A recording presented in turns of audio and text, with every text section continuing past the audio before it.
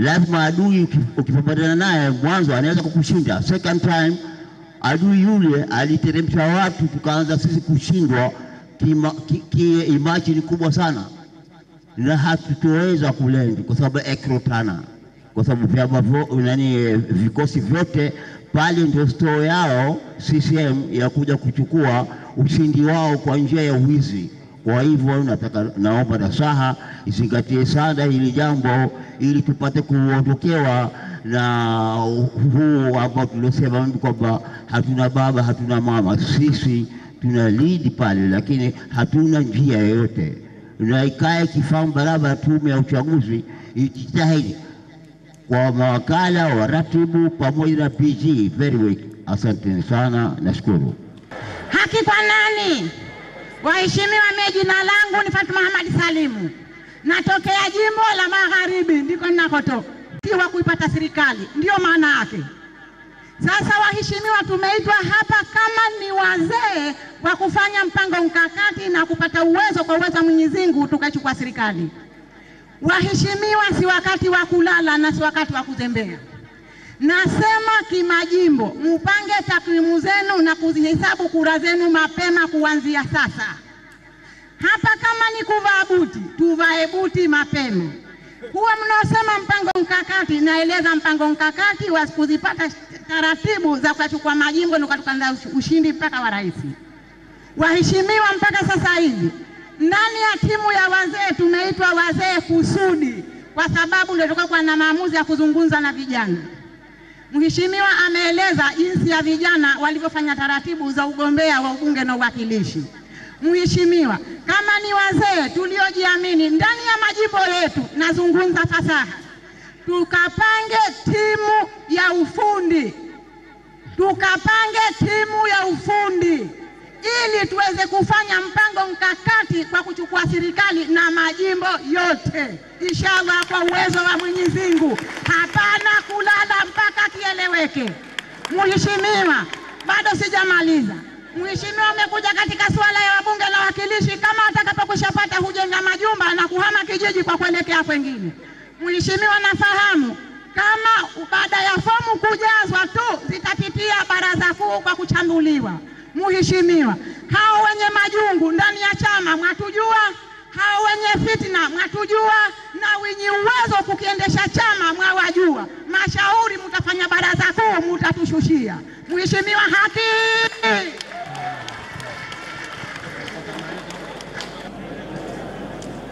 Mimi kwa ufupi kuinuka kwangu ni tabu, lakini naeleza hapa lile nilokuwa nalijua katika majimbo yetu ya hapa wilaya mjini. Mimi Mungu alijalia niliwahi kugombea ubunge katika wilaya mjini hii. Jina langu naitwa Alawi Suleiman Al-Khatibu, naishi Makadara. Niligombea ubunge mwaka wa kwanza kuanza sisi na tano, niligombea ubunge katika jimbo linaitwa Makadara. Sasa hivi linaitwa jimbo la Mlandege Raha leo. Matatizo tulikuwa nayo, baraza linohusika, kuna CCM, kuna watu maalumu huwachukua huwapeleka ndani ya majumba, ndani ya maofisi yao, na hilo tulikuwa tunalijua zamani sana na tulipeleka habari zamani sana. Huwatoa mmoja mmoja wakawapeleka kupiga kura, na tukiingia katika fujo tunaambiwa msilete fujo, na huku kura zinapigwa, na tukawahi kulalamika kila tunapokwenda. Lakini leo utamkuta mama katiwa rangi ya mdomo wa shamba. Unamjua mama shamba? Miguu mekundu, lakini anaingia kupiga kura anatoka. Anaingia kupiga kura anatoka, wakisha chukua gari hao wanaondoka na kwenda zao. Kama Donge, kama Bumbwini, kama wapi wanakwenda zao. Na wanateremka katika majumba, na tunawafahamu na wapelekaji tunawajua. Je, chama chetu wa utaratibu tunaokwenda nao sasa hivi wa ushupavu, na sisi wazee madua yanakwenda, Mwenyezi Mungu atujalie asitokee hayo. Je, nini tunafanya au nini tutafanya katika hali kama hii? Na hao wameshazoea kupandikiza na vitambulisho hao hawavistahi. Kwa hivyo naomba nipate msaada wa kuweza kufumbisha mambo hayo, ili niwaambie watoto wangu katika majimbo yangu, kwa sababu mimi nimo katika majimbo, lakini watoto ikiwaambia huwa hawakusikilizi vizuri na hawaamini. Lakini mimi nilivyokuwa mgombea, Mungu alijalia mwenyewe niliamini, na mgombea wangu naye mwingine wa ukalishi, mimi nilikuwa mbunge, mgombea wangu alikuwa mwakilishi. Tunawaona watu wakipelekwa na wapelekaji, tunawaona na tunawajua mpaka leo, na watu wanatuambia tutayafanya haya hata mkifanya nini, lakini sisi tunasema hawayafanyi. Lakini nataka vile vile maoni yenu na nyinyi, nini tutadhibiti mambo kama haya. Kura nyingi zinafika, mwaka tuliofika sisi tulifika 70%, 30% na kitu, wakati ambapo hata kafu haisemi kwi. Sasa hivi tunatumainia tunaweza kushinda hata 80% hapa 75 tunaweza kushinda, lakini udhibiti uwepo mzuri. Tafadhalini na kuombeni, asante sana. Haki. Waheshimiwa, tunashukuru wale waliopata nafasi ya kuuliza masuala, watu kama 11, kwa sababu magharibi mmoja kajiingiza wakati wa mjini. Kwa hivyo sasa tupeni nafasi kuyafafanua au kuyajibu yale mambo ambayo mna wasiwasi nayo. Kwanza nitamuomba Mheshimiwa Ismail Jussa, akiwa ni mjumbe wa kamati ya uchaguzi ya taifa ya chama, kujibu masuala kuhusu vitambulisho vya Zanzibari kwa jumla, ayajibu kwa pamoja, na vile vile maandalizi ya wenzetu wanaojiandaa kwa fujo. Mheshimiwa Ismail, tafadhali. Assalamu alaikum. Haki sawa kwa nani? Wasopenda haki. Asante sana Mheshimiwa Katibu Mkuu na waheshimiwa viongozi wote, waheshimiwa wazee wangu. Nimetakiwa nijibu maswali mawili hayo, au kitambulisho cha Mzanzibari mkazi na moja linalohusu maandalizi ya vurugu kutoka Chama cha Mapinduzi. Waheshimiwa, la Zanaidi nadhani sote ni mashahidi, tunalijua tatizo lake lilivyo na ambavyo tumepambana siku zote ili kuhakikisha tunapata haki yetu. Lakini tunajua sote kwamba tumekuwa tukikumbana na vikwazo mbalimbali. Tumekuwa tukiliingilia kati katika vipindi tofauti kwa njia tofauti. Yako maeneo tumefanikiwa, yako maeneo bado kuna mkakati wa kuwazuilia haki yao Wazanzibari. Chama kama chama kina mkakati wake kuelekea katika uchaguzi, na nadhani hili baadaye ataeleza Katibu Mkuu, hata mengine mliouliza hayawezi yakajibiwa katika uwanja kama huu. Shati tulielewe hilo.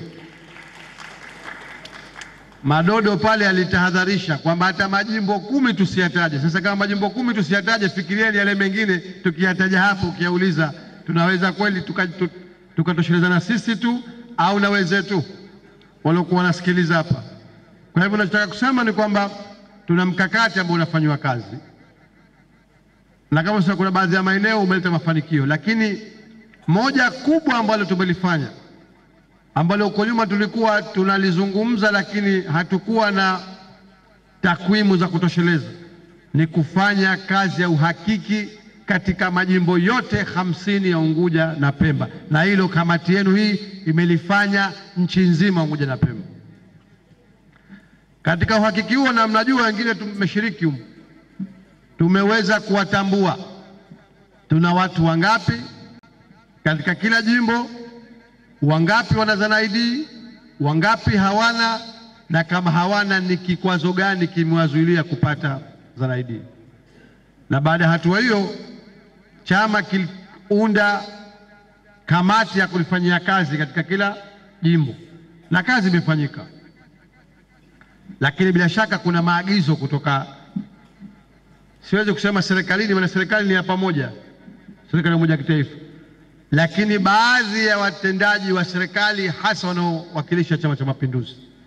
Sasa swala hili umebakia uandikishaji wa mwisho mwezi wa 5 tukijaliwa, kwa mujibu wa tume walivyotangaza ya uchaguzi, na kwa taarifa yenu mpaka tarehe ya uchaguzi imeshatangazwa ambayo ni tarehe 25 Oktoba. Sasa kumetangazwa miezi miwili, mwezi wa 5 na mwezi wa 6, na kila eneo litapewa siku 2 tu kwa ajili ya kuandikisha wapiga kura, lakini huwezi kuandikishwa kwa mpiga kura kama huna ZANID kwa wale wapiga kura wapya. Sasa maana yake tuna kipindi kifupi sana tumebakisha kukamilisha hili kabla ya uandikishaji. Wenzetu wanafanya vurugu kubwa sana katika hili. Kuna baadhi ya maeneo hasa mnatoka mkoa wa Kaskazini Unguja, mnajua ilianza kwenu, baadaye limeenea kote, kutoa mkakati kwamba kuanzia sasa hakuna ruhusa ya kutoa barua kutoka kwa sheha na kujaziwa fomu. Lakini vile vile upande wa pili wao, kama mlivyosema nyinyi wenyewe na tunazo taarifa hizo, wamekuwa wakichukua baadhi ya watu wao na kuwaweka katika maeneo maalum, maofisi yao, makambi yao maalum, halafu wanachukua kwa magari wakipelekwa kwenda kuandikishwa katika vituo ambavyo vimewekwa kuwapatia kitambulisho cha Mzanzibari kwa maana ya ZANID. Sasa nasema sisi kama chama tumelifanyia kazi, kuna hatua tumepiga fulani, lakini kwa kutambua kwamba swala hili linahitaji maamuzi ya kitaifa, wajumbe wenu wa Baraza la Wawakilishi tumekaa pamoja na swala hili katika kikao hichi kinachoendelea cha Baraza la Wawakilishi. Tumepeleka hoja binafsi ambayo ameipeleka Mheshimiwa Hamad Masul kujadiliwa kwa kina swala hili ili kupata ufumbuzi. Sasa tunasikia kwamba CCM wamejipanga, wawakilishi wa CCM, kufanya vurugu siku ya kuwasilishwa hoja hii ili isiwasilishwe, lakini tunakuhakikisheni wawakilishi wenu tutasimama kidete kutetea haki yenu na yetu, hoja iwasilishwe na ufumbuzi upatikane tukijaliwa. Na dalili za haya nafikiri mmeziona jana katika kikao cha Baraza la Wawakilishi asubuhi, wakati wa maswali na majibu. Wakati wa maswali na majibu lilikuja swala hili ambalo liliuliza Mheshimiwa Saleh Nasoro Juma na Mheshimiwa Haji Omar Kheri, waziri wa nchi ofisi ya Rais, tawala za mikoa na idara maalum za SMZ. Alipokuwa akilijibu, akajibu kwa hasira sana na kusema kwamba taarifa hizi si za kweli, lakini nashukuru wawakilishi wetu walisoma kidete, na mmoja Mheshimiwa Hija akamwambia kwamba nikikutolea ushahidi uko tayari kujiuzulu. Hakuwa tayari kusema uko tayari kujiuzulu, sababu wanajua kwamba wananyima haki za watu. Kwa hivyo tusema tunalipeleka Baraza la Wawakilishi, lakini na njia zetu nyingine tunazijua zote, tutaendelea kuzifanya kuhakikisha kwamba kadri inavyowezekana Wazanzibari wote wapate haki yao. Lakini nasema hili kama mlivyoelezwa hapo, si la ngazi ya taifa kwa maana uongozi huko juu tu. Zaidi kazi hii inafanyikwa katika majimbo, katika shehia zetu. Tusikubali kuona kwamba kuna Mzanzibari ananyimwa haki yake. Kwa hivyo wao wanajiandaa na sisi tunajiandaa, lakini tusema tutahakikisha kwamba haki ya kila Mzanzibari tunaitetea na kila Mzanzibari anapata haki yake. Lakini hapa niseme jambo jingine. Kuna mtu hajapata kitambulisho cha Mzanzibari. Kuna watu miongoni mwetu wanavyo vitambulisho vya Mzanzibari mkazi, wengine watoto wetu, wengine ndugu zetu, lakini hawajenda kujiandikisha kupiga kura. Moja ambalo katika uhakiki limetuonesha ni hilo, kwa kuchukua tahadhari ile ile ya mama yangu Madodo pale, sitaki kutaja majimbo, lakini kuna maeneo humu katika uhakiki tumegundua kuna watu mpaka 1000 tayari wana ZANID CUF hawajenda kujiandikisha kupiga kura. Tunapozungumzia mara nyingine usaliti, huu ni aina moja ya usaliti, na usaliti mkubwa sana, kwamba kuna mwingine anahangaika usiku na mchana kutafuta ZANID ili apate haki ya kupiga kura, ashiriki katika ukombozi wa Zanzibar, alete mamlaka kamili. Mwingine anacho, anatembea nacho, anafanya shughuli zake za kibiashara na mambo mengine, lakini la msingi la kuikomboa nchi yake hashiriki. Na hili nasema si kwamba tunadhani, Tumefanya uhakiki. Mimi nawajua vijana ndani ya mji Mkongwe na nishasuta si mara ngapi. Anatembea na kitambulisho cha Mzanzibari mkazi, lakini siku ya kupiga kura ya kwenda kujiandikisha kupiga kura hendi wako hao. Tena kuja ukimkuta katika baraza kahawa mkali anachambua sera. Mkali kweli kweli. Lakini kujiandikisha sasa, wewe tayari una zana inayomfanya mwingine anahangaika, wewe tayari unayo. Kwa hiyo kwanza tufanye kazi hiyo kushajishana, na raundi hii ya mwisho ndio ya mwisho kabla ya uchaguzi ya uandikishaji mwezi wa 5 na mwezi wa 6. Tumo wengi wakati tunalihangaikia hili, lakini sema hili lina vikwazo vyake. Tunao miongoni mwetu nasema si kidogo ambao tunahitaji tuwashajishe uende wakajiandikisha. Tuna maeneo tunajua hawajenda kuchukua vitambulisho vyao vya kupigia kura, sio vya Mzanzibari. Kuna vya Mzanzibari mbali vimezungumzwa hapa, na hivyo tunavifanyia uhakiki kwa taarifa hii, tunavifuatilia na tuhakikisha kwamba kama kiko ambacho kinamhusu Mzanzibari anakwenda kukichukua. Ukenda ukikichukua baada ya Julai hatusaidii chochote sisi. Ukenda ukikichukua baada ya uandikishaji wa mwisho kupiga kura ndio umeizamisha Zanzibar, kijasaidia chochote. Ukakichukue sasa. Karibuni walitangaziwa wakachukua shahada zao. Kuna baadhi ya maeneo wamefanya vizuri sana, wamewafuatilia watu wao moja mmoja, wamekwenda kuchukua vitambulisho vyao takriban vyote. Kuna baadhi ya majimbo ambao tulifanya vizuri tu, lakini kwenda kuchukua shahada za kupigia kura bado kuna matatizo. Sasa ndio hili nataka niliunganishie, nimalizie pale aliposema katibu mkuu. Tunapoambizana kuhusu kuwa na wagombea wazuri ni pamoja na kuwa mgombea anafuatilia haya. Kuna majimbo sisi tulikuwa dhamana wa uhakiki katika majimbo mbalimbali. Unakwenda hata ile hamasa ya chama haipo. Sasa hata wagombea wakulazimisha. Unafikiri huyu atasimamia haki zetu kikamilifu? Kwa nasema lazim tuyatazame kwa upana wake. Lakini sema chama kinafanya kazi na nyinyi mfanye kazi. Tuhakikishe kwamba vitambulisho vya kupigia kura tumekwenda kuvichukua, vya Zana ID vilikuwa tumekwenda kuvichukua. Kuna watu wana Zana ID hawajaenda kujiandikisha, wakajiandikisha raundi ya mwisho ya kupiga kura. Na la mwisho katika hili, kuna watu wengi washajiandikisha wana Zana ID, washajiandikisha kupiga kura, lakini kupiga kura hawendi.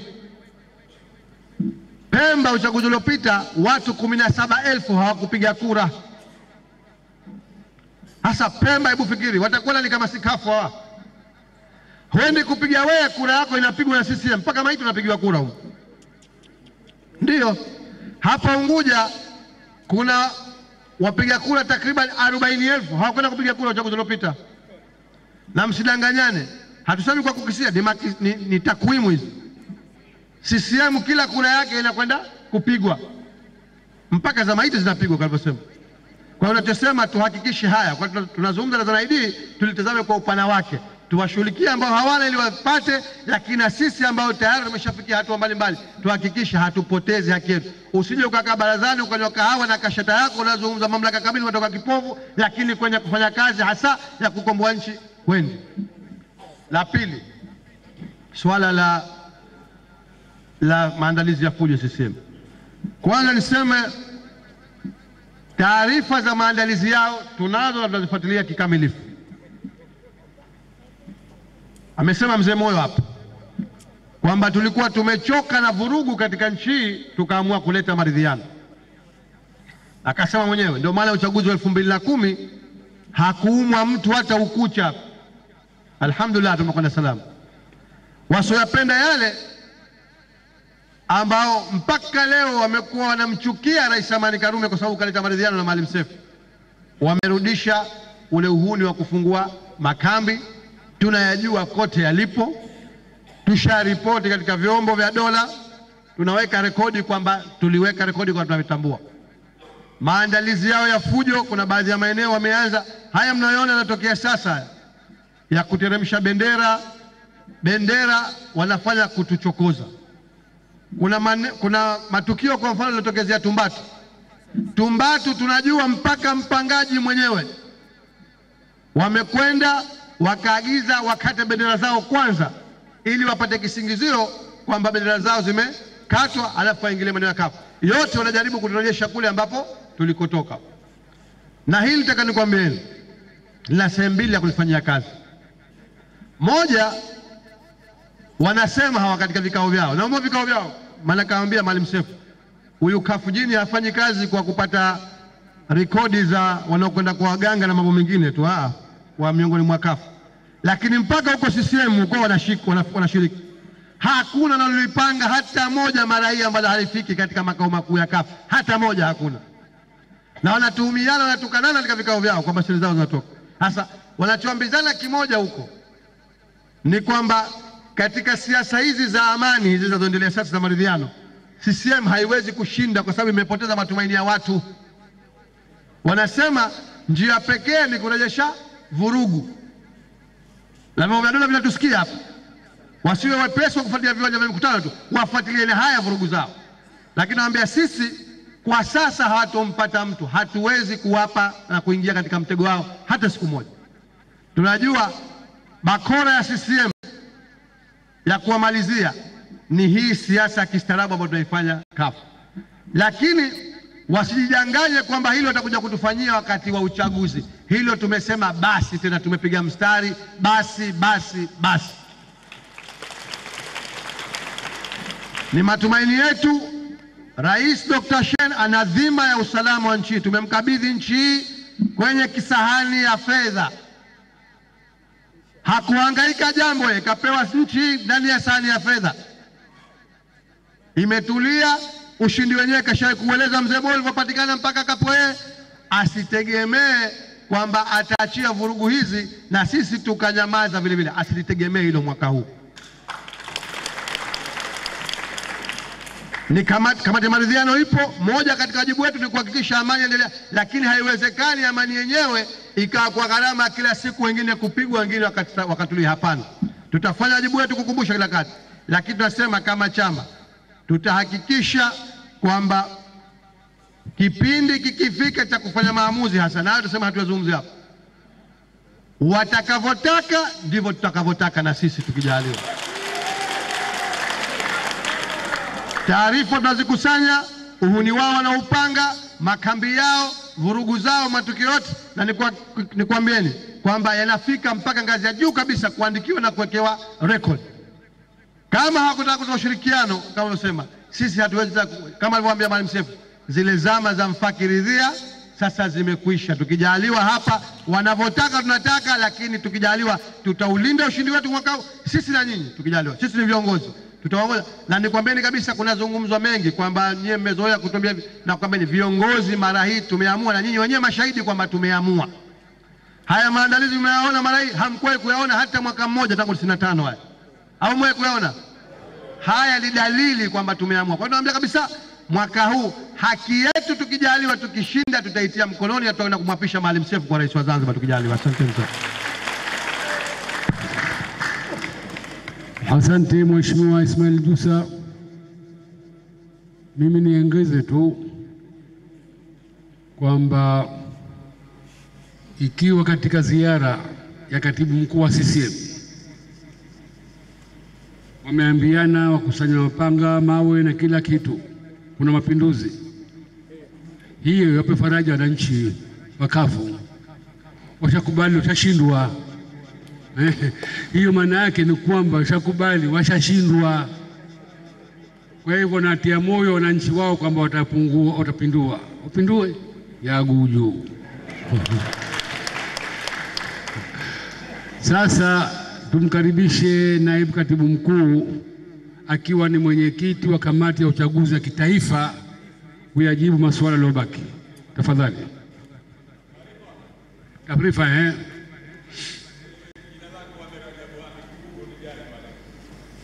Mike.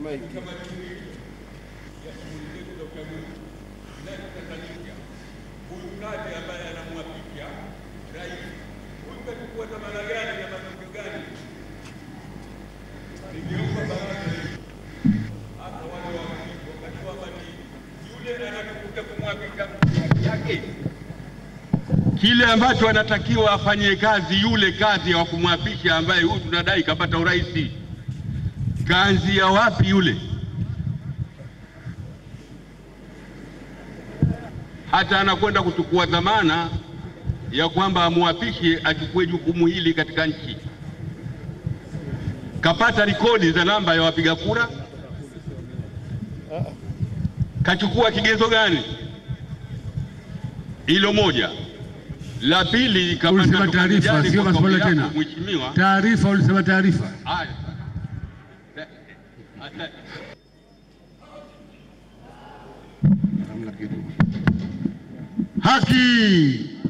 haki sawa kwa nani?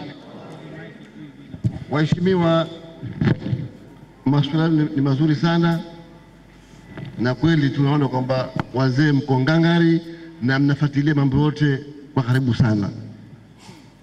Kwa hivyo nakupongezeni sana, lakini mimi nataka niwaambie mambo mawili muhimu sana. Mimi kama nilivyotangazwa siku ile katika uwanja wa Mnazi Mmoja kwamba ndio mwenyekiti wa kamati ya ushindi ya mwaka 2015. Mikakati ya ushindi, ningeomba msiniulize swala hilo. Tumepita jimbo kwa jimbo, tumeangalia nguvu za kila jimbo na udhaifu wa kila jimbo. Tumeangalia nguvu na juhudi za viongozi wa kila jimbo na udhaifu wa kila viongozi wa kila jimbo na wilaya. Kama tumefanya mikakati yetu, kila jimbo na kila wilaya itakuwa na mikakati yake ya ushindi. Hatuwezi tukaeleza hapa, hii ni siri yetu.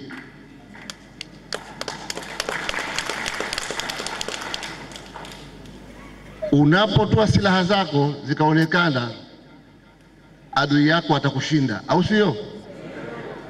Kwa hivyo kitu muhimu katika swala hili ni kuweza kuhifadhi siri za mikakati yetu. Kwa hivyo mikakati yetu itashuka katika majimbo kupitia wilaya mpaka majimbo, na kila jimbo lina mkakati wake wa ushindi. Muhimu mkakati ule ukifika, udhibiti katika moyo wako, ufanyie kazi mkakati ule kwa moyo wako wote, na sio tena utoke ukaanze kutambaza kila pahala. Mwaka huu sie bwana hamtuwezi. Hapana, mara hii midomo yetu tuitie zipu. Mdomo wako huwezi, ka upande.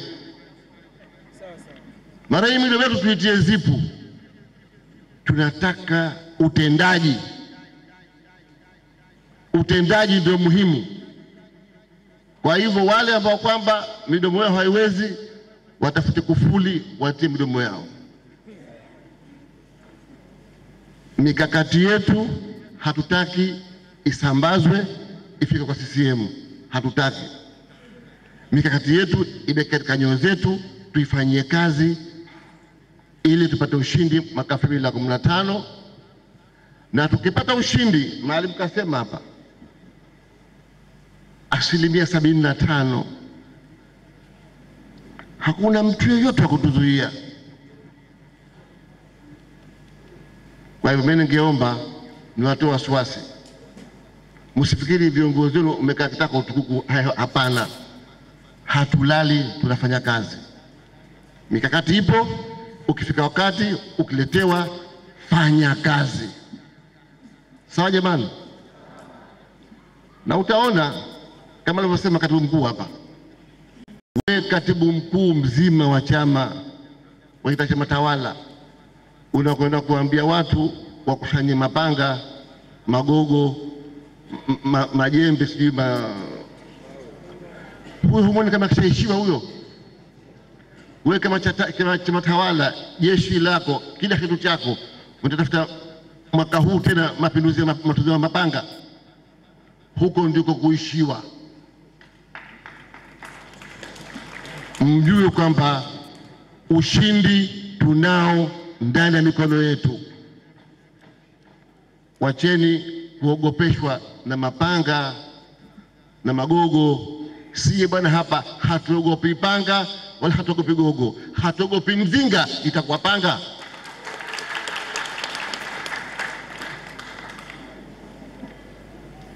Tunasema hivi, mkakati ukishuka chini, tekeleza wajibu wako. wacha umbea, wacha uoga, fanya wajibu wako. Usitujie sie kumekuja watu wamepenyezwa, sio wameingizwa.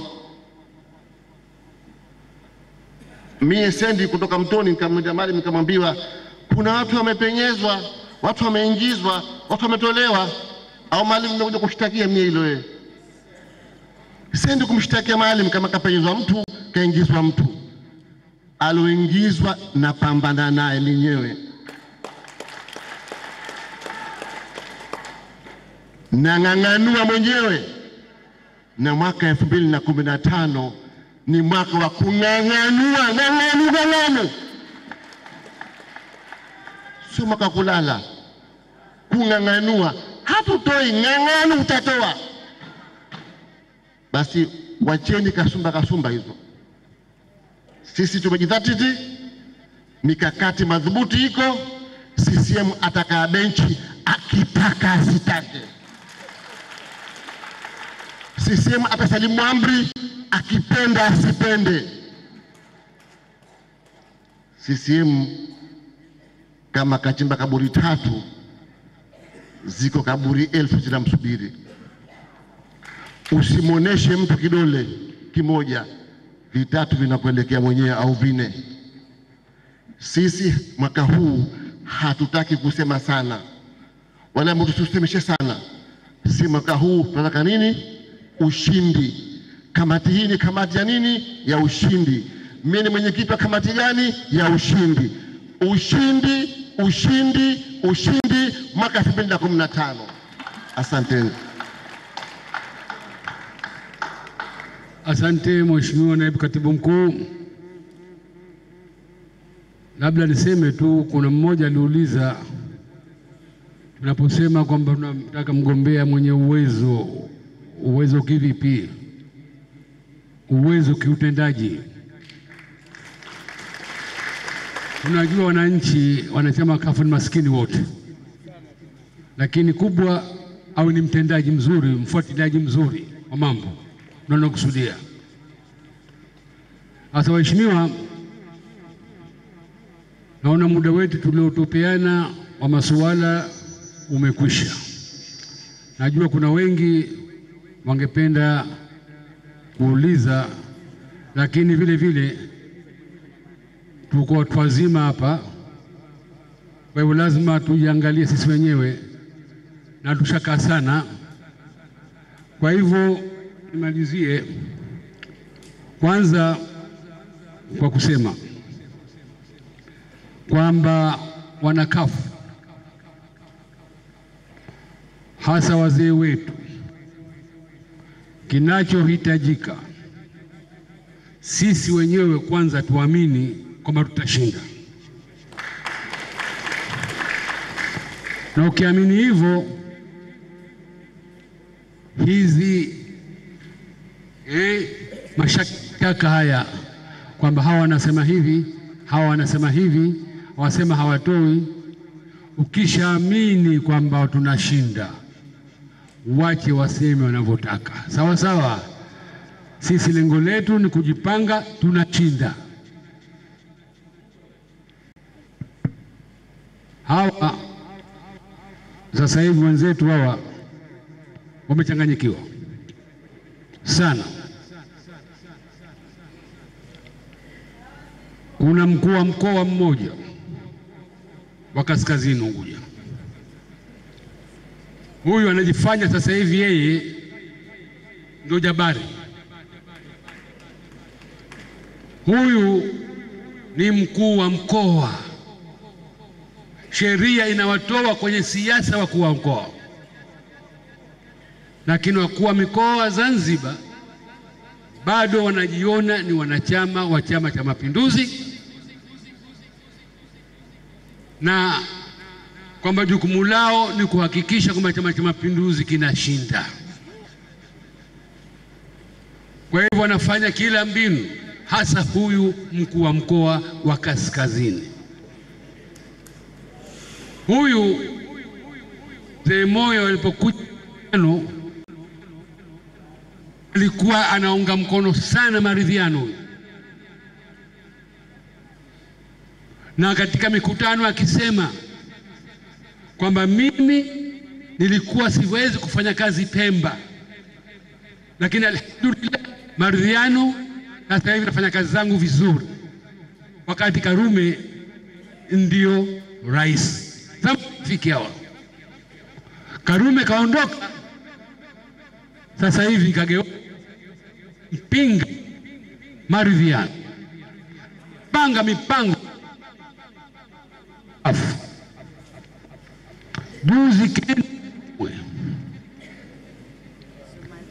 Nasema haya mtasikia nyie, na wao wajue kwamba wanayopanga tunayajua yote. Kenda huyu Matemwe kafanya kikao CCM watupu, hamna kafu hata mmoja, watupu kabisa, na orodha ya waliohudhuria katika mkutano wote nao.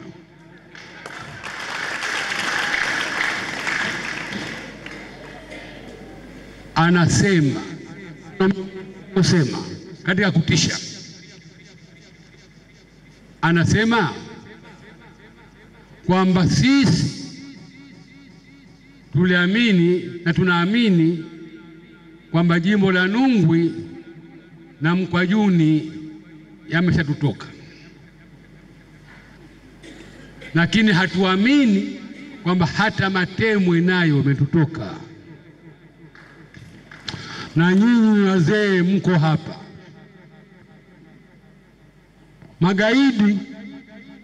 magaidi wametuharibia sana nchi yetu, wameconvince watu wote, wameshawishi.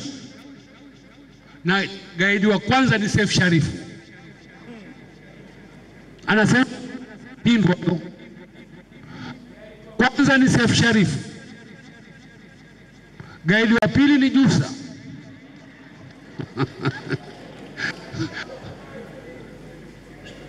Hawa ndo na gaidi wa Mansur, ndio maana kakamatwa na silaha kwake. Kwa hivyo hawa tutawashughulikia, tutawakamata, wende wakaungana na wenzao tuliopeleka bara kule. Tindwa we, ewe Tindwa we, njoo nikamate. Kama na ubavu njoo nikamate.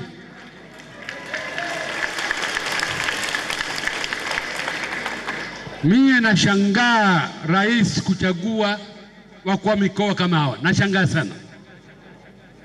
sana. Lazima rais ajue haya yanamrudia mwenyewe. Wamarekani wanasema fanya wanavyofanya, the buck stops at the top. Fanya wanavyofanya, lakini the buck stops at the top. Na kuna kijana mmoja pale Mastari, anasema kuna Mastari mnamjua nyinyi? Anauliza, anasema tunamjua Mastari. Wakamwambia Mastari uko pale, ana mkahawa anauza supu na nini.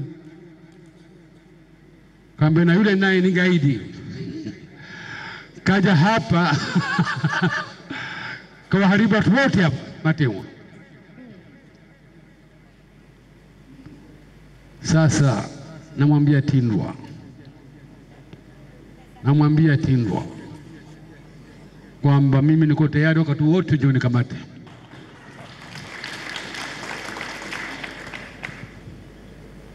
Lakini tunakwambia kwamba usidhani kwa kutoa vitisho hivyo Wazanzibari watarudi nyuma. Wazanzibari hawarudi nyuma, wamekusudia kuleta ukombozi wa nchi hii, wamekusudia kuleta mamlaka kamili ya nchi hii, na hakuna mtu wa kuzuia hilo, inshallah. Madamu Mwenyezi Mungu kakubali, hakuna mtu wa kuzuia. Hili ni wimbi kubwa, ukilivamia kwa kifua utakufa wewe na kifua kitapasuka wewe. Kwa hivyo tunasema, wazee wangu, tukaze buti. hakuna kurudi nyuma, hakuna kurudi nyuma. Tusonge mbele.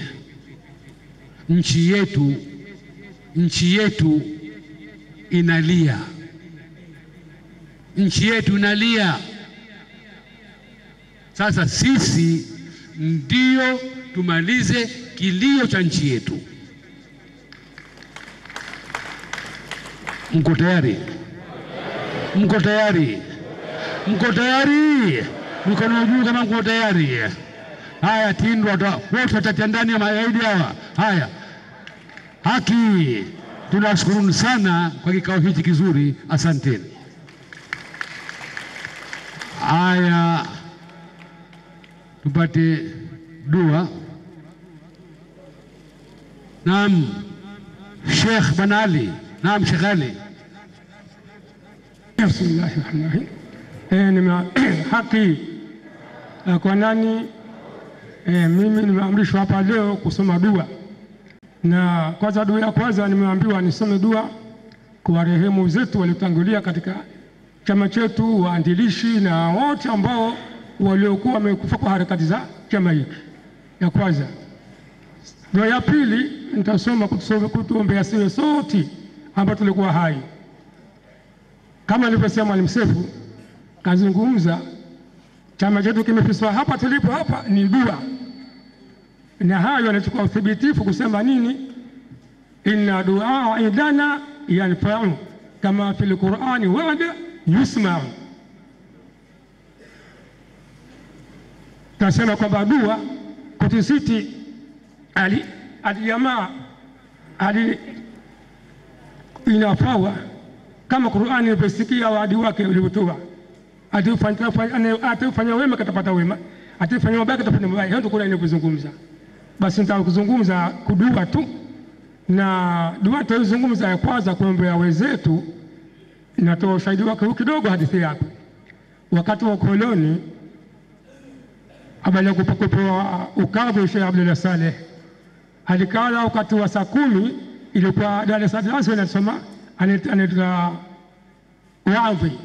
Hata siku moja akaleta waadhi huu akasema hitima haifai, kufanya hivi haifai, akasema hivi. Mkajalia siku ile kusema kasema alasiri, wakati msoko wakati wa magharibi swali alasiri magharibi kapata waliko wa hitima ambayo itasoma msikiti Baraza, na wakati ule wanawazuoni wenye wako vilemba vipo kamili. Baada kufanya kusoma hitima hiyo, asubuhi hiyo tukishaswali asiri kiendelea hitima. Hitima alikubaliza hitima hapo, ikapigwa kofi kunyamaza hitima. Akanyanyuka mwenyewe Sheikh Muhammad bin Smith akazungumza kwamba haya masanamu msiyasikilize. Kasema hivyo, masanamu msiyasikilize, masanamu msiyasikilize. Ikisoma Ikhlasi moja inapatikana faida ya juzu 10.